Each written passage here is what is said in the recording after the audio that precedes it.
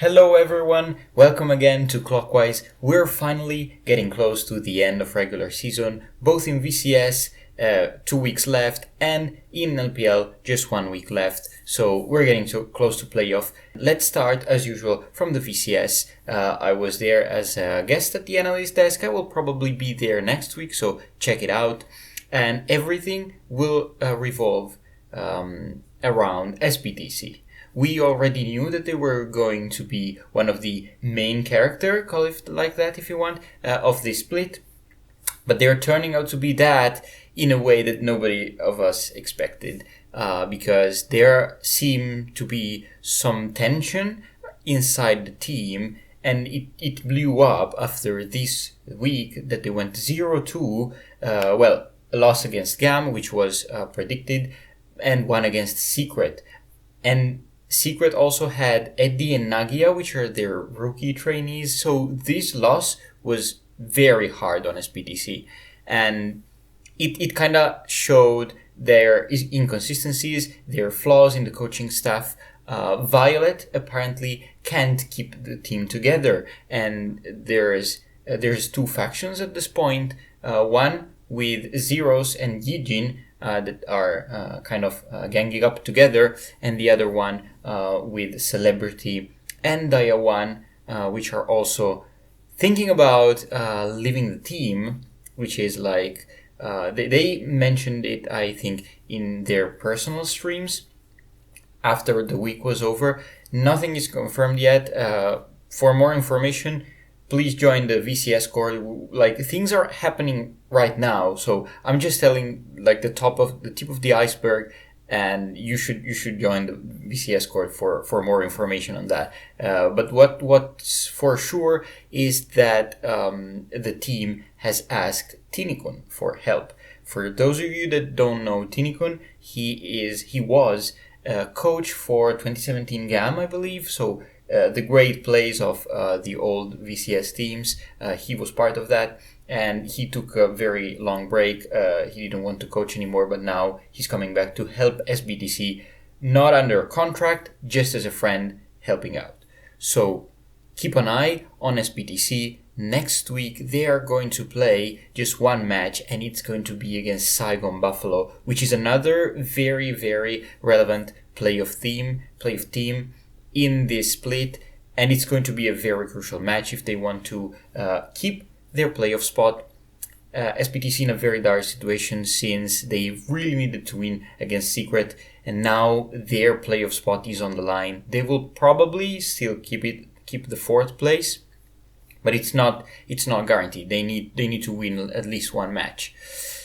Let's talk about also Cerberus. Cerberus had a great week. They had a 2-0 against BTS, a 2-1 against Flash, but not only that, Artemis is shaping up to be the AD carry to watch this split. His performance has been stellar so far. The team plays very well around him, they funnel him, and they provide everything he needs to carry, and he does. So it's a very exciting team to watch. We're still not seeing the post play for the moment.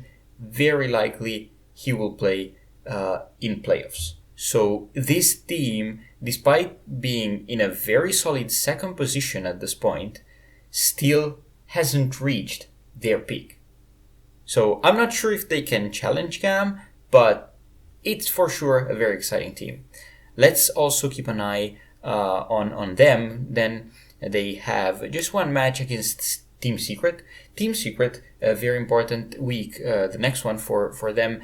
After winning against BTS, they now look to secure the playoff spot. They are at 5-5 at the moment. You can check the standings here to the side, and just one game below SBTC. So it's very much achievable, and they face Luxury and Cerberus next week. So likely they're going to win at least one match, but I think they will put up a challenge against Cerberus. So definitely great match to watch.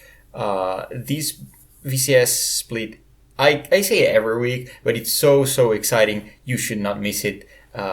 Watch the games, they're very exciting, and everything is still up. I think personally, Buffalo, if they keep this trajectory, they will not lock second. But it does not make a difference because getting second or third will just play against the other one in the playoffs, whereas the first will play the fourth. So everything Buffalo need to do is just avoid fourth and let SBTC and Secret fight for that spot. That said, we can move on to the LPL. LPL has been a bit calmer this week. I said in the last episode that week 9 was going to be not so exciting. We had, though, one very important upset where Rare Atom dropped a stupid series. It was a stupid series against LGD.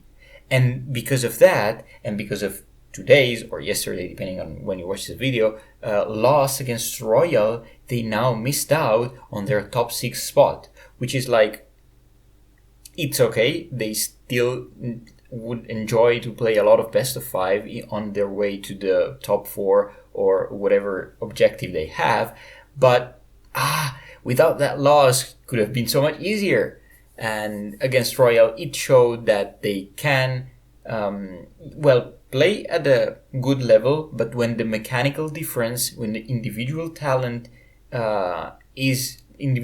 gap is too large, Rare Atom will struggle. So it's definitely still an interesting team to watch, but my hopes for their end of season goals are now a bit, being redimensioned. Other interesting stuff is WE. I believe they are playing very shaky. I still think they should be able to get top 4 thanks to another very dumb loss that FPX dropped against V5. So I had this little survey last week showing that most fans believe that FPX has a better schedule around these last weeks, and that should have been enough to get them their 4th spot.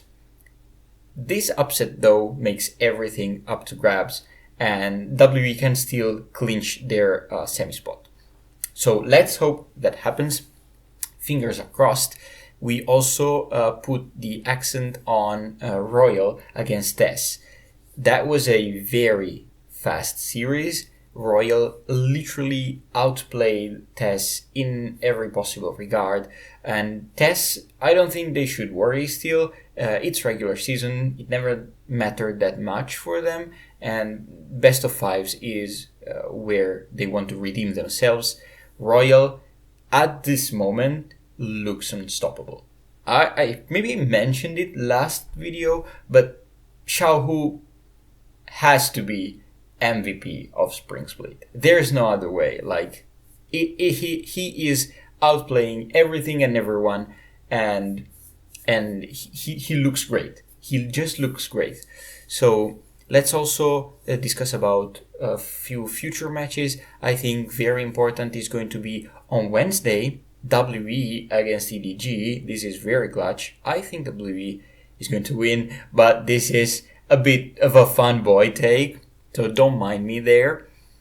Very important also, it's going to be on Saturday for WE, since they face TES. And given how TES has looked as of recently, it is a very achievable match, much more than the one against EDG. And then closing the week, on Sunday, there will be Rare Atom against EDG. I still think it will be an interesting match.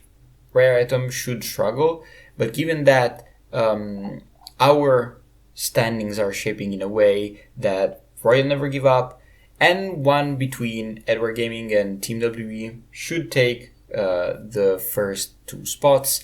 And then we have JDG, who locked top 6. Top Esports can still make top 4, so everything is still up. The last 2 playoff spots are being played. Sorry, the last single playoff spot is being played between LNG and Bilibili.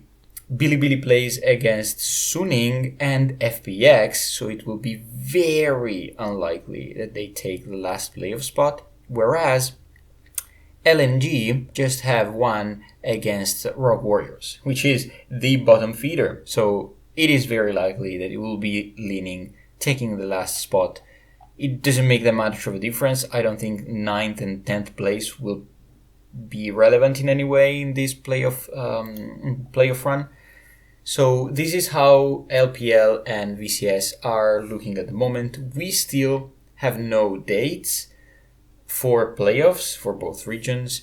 So stay tuned and let's hope we're gonna get some great best of fives. Sadly, VCS has a slightly worse format with no double elimination and it's just top 4 playing each other and then a final. So it's just 3 series. That is a bit disappointing. I think they deserve better. But if they get to MSI, then it's fine. So stay tuned for some VOD reviews that I'm going to do. I want to watch again GAM against Buffaloes. Check my stream at twitch.tv/clockwork with 3 O's and follow my Twitter and OTP podcast. Always appreciated. See you next week.